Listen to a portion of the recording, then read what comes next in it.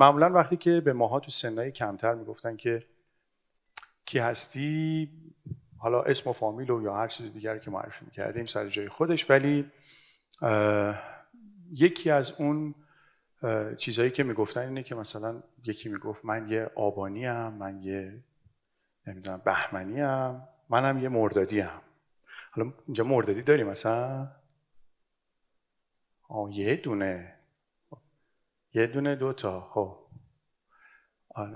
مردادی ها چجوری هن؟ موفق. خیلی خوب. آره. و معمولا این کارو میکنیم، یعنی توی یه سنی اتفاقا میریم از این چیزا میخونیم که مردادی ها چجوری هن، نمیدونم اونایی که سال تولدشون هم اسب چیه اونا چجوری هن. بعضن هم خیلی انگار شبیهمونه، انگار میخونه. با اون آرزوها بزرگ میشیم. منم داشتم همچین داستانایی رو داشتم و آروم آروم که بزرگ شدم بعضی از اونا چرا شکل گرفته توی من، بعضیش هم نه، دیگه بزرگ شدم انگار که یه چیزای دیگه ای از خودم فهمیدم. ولی معمولا همه ما اینا رو تست میکنیم. اینو برای این گفتم که قرار امروز راجع به این حرف بزنم که شیرا پرواز نمیکنن، با شیرا باید برین شکار.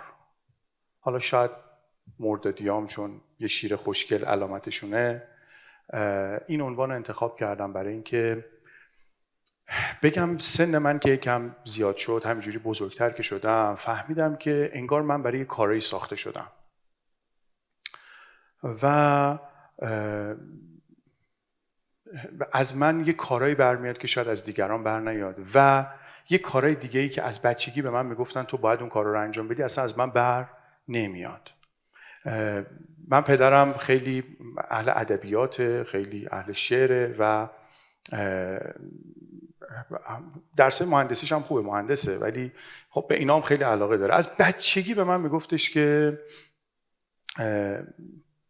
تو ادبیاتت ضعیفه. منم واقعا علاقه نداشتم، خیلی تلاش میکردم که خلاصه جلب رضایتش رو داشته باشم ولی نمیشد و تا جایی که املاء سولس، اون موقع سولس داشتیم ما، نمیدونم اونایی که یکم شاید سنشون کمتر از من باشه اینو خیلی احساس نکنن، ولی امتحان یکی از سولسام تو یک سالی رو یادم یک شدم تو املا و خیلی برام عجیب بود، خیلی هم شاکی بودم اتفاقا. گفتم یعنی چی که من مثلا یه غلط می‌نویسی یه نمره، تو ریاضی همه چی رو باید بنویسی 25 نمره میگیری. خیلی هم تازه اعتراضم داشتم بهش.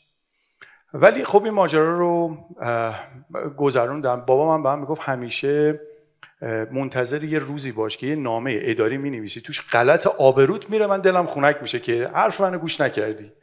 و منم همیشه سعی می‌کردم یه جوری تقلب کنم. الان خدا رو شکر تو گوگل میشه یه چیزایی زد و پیدا کرد. همیشه سوال این بود که چه جوری میشه که یه زبانی این همه ر و ر که نه ز و س و نمیدونم این چیزای مختلف داره باید جابجا کنی و به مدل من نمیخوند. ولی سعی کردم به این خط قرمز برسم، یعنی یه کاری بکنم که مسئله‌ام رو بتونم حل بکنم. آره. و آروم آروم فهمیدم که انگار من برای چیزای دیگه ای ساخته شدم. واقعیت اینه که مخاطبین منم برای چیزای دیگه ای ساخته شدن. بعضیاشون رو من انتخاب میکنم، بعضیاشون هم انتخاب نمیکنم. من و شما هممون اینجوریم. ماها پدر مادرمون رو انتخاب نمیکنیم و خیلی وقتا تو گفتگوی با پدر مادر به چالش میخوریم. حتما تجربه کردیم، مخصوصا تو سنین نوجوانی یه چیزایی داره که احساس میکنه بابا هر چی میگم اینا نمیفهمن. بعد بزرگتر میشیم مماشات میکنیم، ما راه میایم باهاشون، ولی بازم میفهمیم که انگار فاصله داریم. یکی از اون چیزایی که به ذهن من رسید و تجربهش کردم توی این 43 سال و 9 ماه، آره 2-3 ماه دیگه من 44 سالم تمام میشه،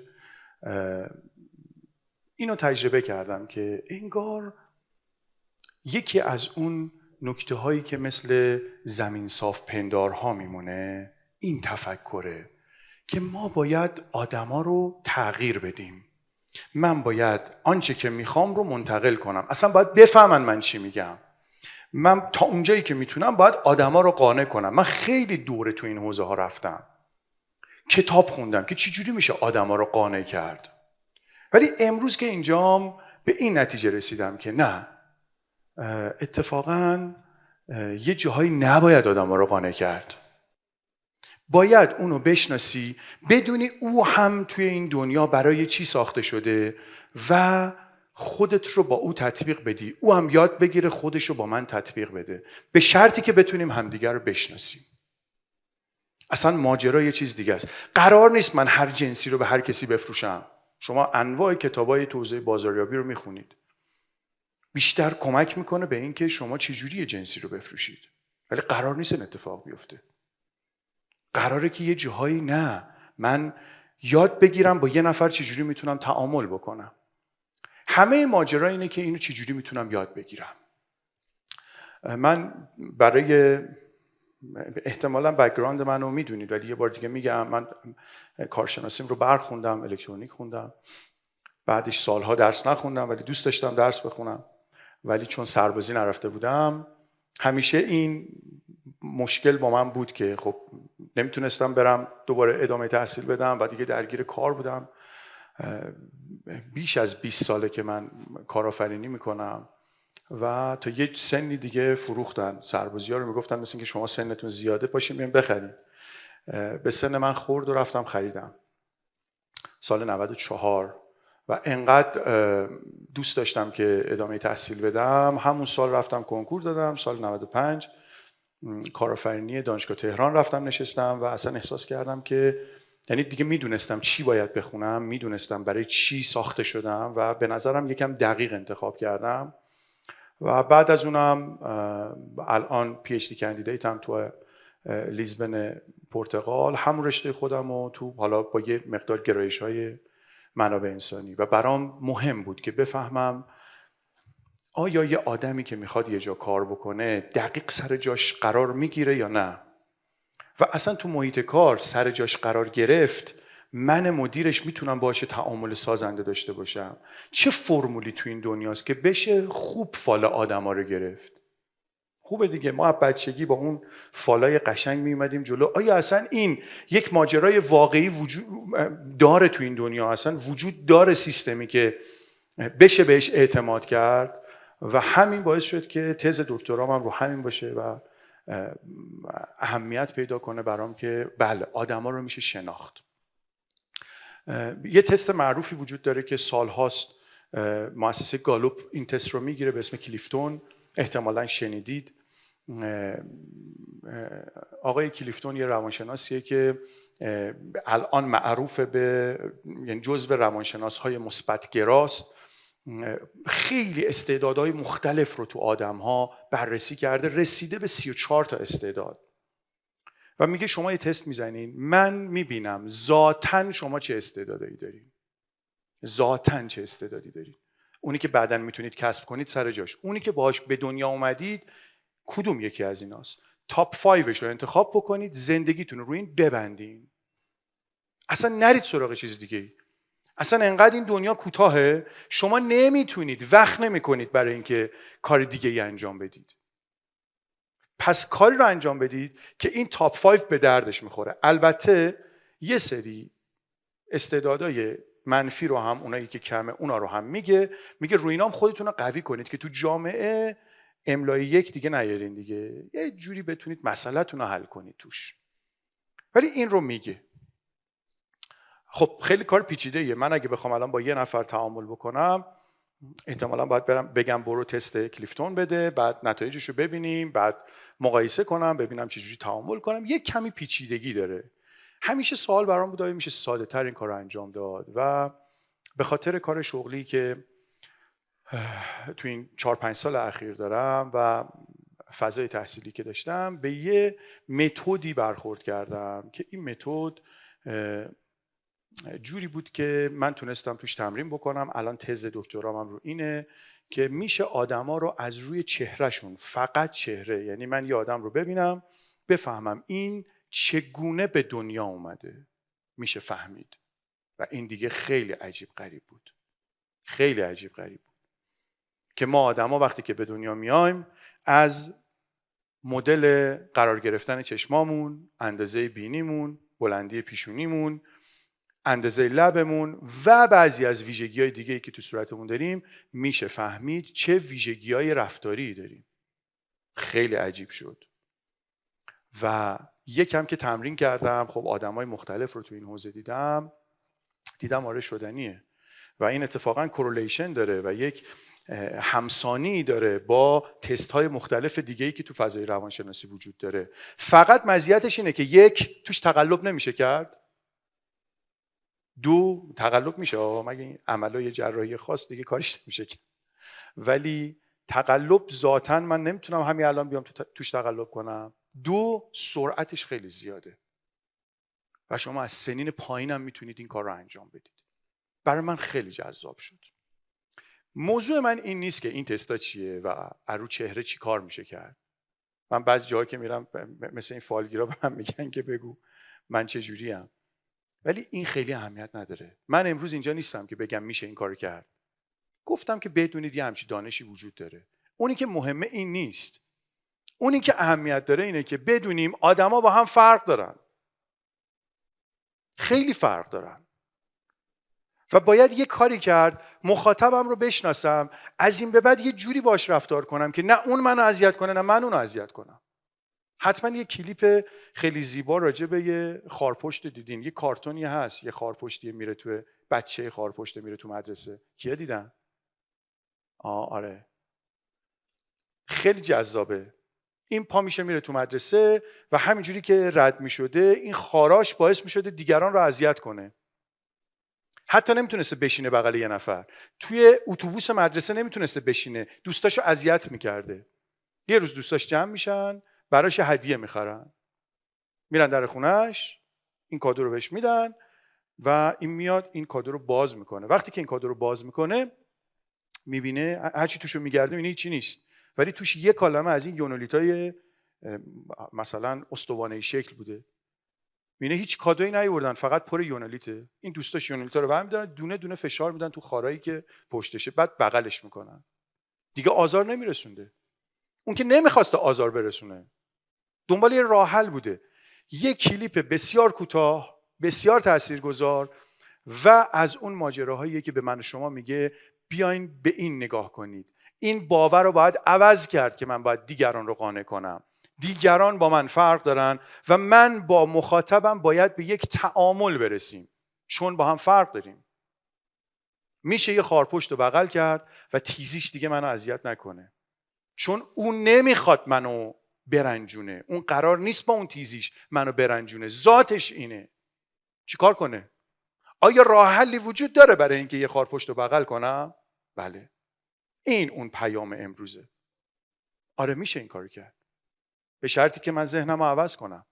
سنم نداره. هر چند سالتونه از همین لحظه میتونید عوض کنید ذهنتون رو و برید فکر کنید مخاطبتون چه حسی داره وقتی که داره با شما صحبت میکنه. مخاطب شما به چی فکر میکنه؟ اصلا مثل شما فکر میکنه؟ خیلی قبل تر از اینا، شاید مثلا 10-15 سال پیش، این کتاب چی بود؟ مردان مریخی زنان ونوسی، یه هم چیزی، درست میگم؟ این کتابه که اومد یه نگاهی به خلقت مرد و زن داشت که بابا اینا با هم فرق دارن، یه جور دیگه نگاه میکنن دنیا رو، پس بیاید با هم دیگه دعوامون نشه. اونی که مهمه اینه که فقط خانم‌ها و آقایون با هم فرق ندارن. آقایون با آقایون، خانم‌ها با خانم‌ها هم فرق دارن. اگر این فرق رو بیابم و تلاش کنم که مخاطبمو بشناسم، من سعی میکنم خارای او رو پر کنم و سعی میکنم یه جوری با او زندگی کنم که تیزی هامون همدیگر رو اذیت نکنه، به شرطی که اول خودم رو بشناسم. ماها یکی از اون جاهایی که به نظر میاد جا داره بیشتر روش کار کنیم، میتونه نقطه ضعفمون باشه، اینه که انگار دوست نداریم نقطه ضعفمون رو بیشتر بشناسیم. نقطه ضعف‌های من هموناییه که دیگران رو اذیت میکنه. من قرار نیست مثل کلیفتون بگم فقط رو مثبتام نگاه میکنم. اونا منو موفق میکنه. ولی نقطه ضعفام دیگران رو داره اذیت میکنه. آیا راهی دارم برای مدیریتش؟ اول خودم رو بشناسم. به خودم راست بگم. این مهمترین قدمیه که میتونیم برداریم. اگر خودم رو شناختم، یاد میگیرم به دیگران بگم این موضوع منو اذیت میکنه، ابراز کنم. وقتی که ابرازش کردم، حالا باعث میشه تیزی های من دیگران رو اذیت نکنه و دیگران هم حدود منو بشناسن. خیلی راحت. من این رو با کنایه میگم به مخاطبم، با گوش چشم نازک کردن، با قهر کردن و حرف نمیزنم و تا وقتی هم که حرف نزنم مشخص نمیشه که نه، میشه با هم زندگی کرد. اولین قدم اینه که خودم رو بشناسم. تو این حوزه کتابای بسیار زیادی وجود داره، بسیار زیاد. من نقطه ضعفم چیه؟ ناراحتی نداره، اصلا ناراحتی نداره. من ممکنه زود از کوره در میرم، باید تلاش کنم که این رو مدیریت کنم، ولی بدونم مثل این خانم هایی که میگن توی لحظه فارغ شدن به زبان مادریشون حرف میزنن، یه چیزیه که من هر چقدر این فنر خودم رو جمع کنم ولش کنم شکل اولش رو میگیره، مثل اولش میشه. ما هممون یه جوری به دنیا اومدیم. میخواید اسمشو بذارید جبر؟ به این نمیگن جبر. همون جوری که قلب من الان یک ضربانی داره و نمیتونم مدیریتش کنم کم و زیاد بزنه، من با یه ویژگیایی اومدم. بعضیا شما باهاشون تعامل میکنید میبینید که اینها تو خرج کردن سفتن. چی کارش داری؟ خب تو خرج کردن سفته. اینو فهمیدی، میتونی باهاش تعامل کنی؟ این تیکش مهمه. او هم باید سعی کنه بعضی از ویژگیاش که دیگران رو اذیت میکنه کمتر بروز بده، به دیگران بگه خیلی تو اینا برخورد نکنن با هم. این کارو باید بکنه. خیلی طبیعیه. یکی خیلی مهربونه، وقتی به دنیا میاد اصلا ذاتاً مهربونه. آیا مهربونی خوبه؟ نه، بیش از اندازش خوب نیست. عصبانیت چی؟ بیش از اندازش خوب نیست، ولی یه اندازش لازمه. و تو تک تک این خصوصیات شما میبینید ماها باید تعادل رو پیدا بکنیم. وقتی پیدا کردیم و من فهمیدم که رو 2 تا از این ویژگی‌ها بسیار ضربه پذیرم و ممکنه دیگران رو اذیت کنم، سعی میکنم تو اون موقعیت قرار نگیرم. اخیراً من نگاه میکردم، یه مقدار استرسم رفته بود بالا. هر چی فکر میکردم میخواستم ببینم این مال چیه، چون خیلی کم احتمال میدادم به خاطر فضای شغلیم باشه، چون بیشتر از این فضا رو هم شاید ظرفیت دارم که بتونم مدیریت بکنم. خیلی گشتم دیدم یکی از مشکلات جدی من اینه که یه همکاری دارم که دوست منه و انگار که بعد چند سال کار کردن با هم دیگه با هم فیت نیستیم، یا مجموعه نیست که به قد او بخوره. او میخواد پرواز کنه و خیلی مسائل دیگه. وقتی نشستم باهاش صحبت کردم و به یه تفاهم خوبی رسیدیم و امروز او یه آدم موفقه و ما مجموعمون بدون او یک رشد خیلی خوب داره، دیدم آروم شدم. بعضی وقتا ماها نمیدونیم. خب بله، من یه آدم عاطفی ام، شاید نمیتونم اینو بروز بدم، برای من خیلی پیچیده و خیلی سخته که بخوام فرض کنید که 10 تا از نیروهامو بگم به هر دلیلی خداحافظ. وقتی برام سخته نشون میده که باید تو انتخاب دقت کنم. ببینید خودمو میشناسم، این باعث اضطراب و استرس من میشه. من اینجوریم. هزاری یه نفر بیاد به من مشاوره بده، بگه ببین تو باید بتونی یه نفر رو اخراج کنی، تو باید بتونی با یه نفر خداحافظی کنی. اصلا ترمینیشن توی یه کاریه که الگو داره، باید بیا یاد بگیری. باشه یاد میگیرم، ولی ذات من با این خیلی هارمونی نداره. پس باید دقت تو اول کار کنم، خودمو خیلی توی این موقعیت نذارم. اینو میفهمم و شاید اگر که من رو بذارن برای همچی کاری اتفاقا به یه سازمان صدمه بزنم. بعد همون اول بگم ببینید برای این کار من آدم خوبی نیستم، یکی دیگر رو انتخاب کنید. این باعث میشه که راحت‌تر بتونم تعامل بکنم. بعد از اینکه خودم رو شناختم، حالا میرم سراغ مخاطبم. اول از همه اون آدمایی که جونمون براشون میره، محاله که با دنیا عوضشون کنیم ولی با ما خیلی فرق دارن، مثل پدر مادرمون. اینا رو آنالیز کنید. یه جای زمان بذارید ببینید چی جوری من میتونم با پدر و مادرم ایدئال زندگی کنم و حالا اونا رو بشناسید. بعد رفیقامو میشناسم، همسرمو میشناسم، فرزندمو میشناسم و توقعم رو معقول میکنم از اطرافم. و این باعث میشه زندگی من پر از شادابی باشه. همینجوری تو پرانتز بگم شادی و شادابی رو یکم جدا کنیم. ما دنبال شادابیم. شادابی چیزیه که یه وقتایی در اوج غم من و شما احساس شادابی میکنیم، در اوج غم. ولی شادی همیشه خوب نیست. برای اینکه یه زندگی شاداب داشته باشم باید بتونم اطرافیانم رو با خودم تنظیم کنم. اگر از اول همه ما میدونستیم یه جور دیگه زندگی میکردیم. پدر مادر من نسبت به من یک توقع دیگه میکرد، من نسبت به فرزندم توقع دیگه ای میکردم. ولی اگر الان بشناسیم همدیگر رو، یه جوری زندگی میکنیم که فقط شادابیه. همدیگر اذیت نمیکنیم و خیلی خیلی خوب به هم کمک میکنیم برای رشد. راحت ابراز میکنیم و این باعث میشه که شما اگه به یه شیر برخورد کردید توقع نداشته باشید که با شیر پرواز کنید. بدونید با شیر باید برید شکار. ممنون از توجهتون.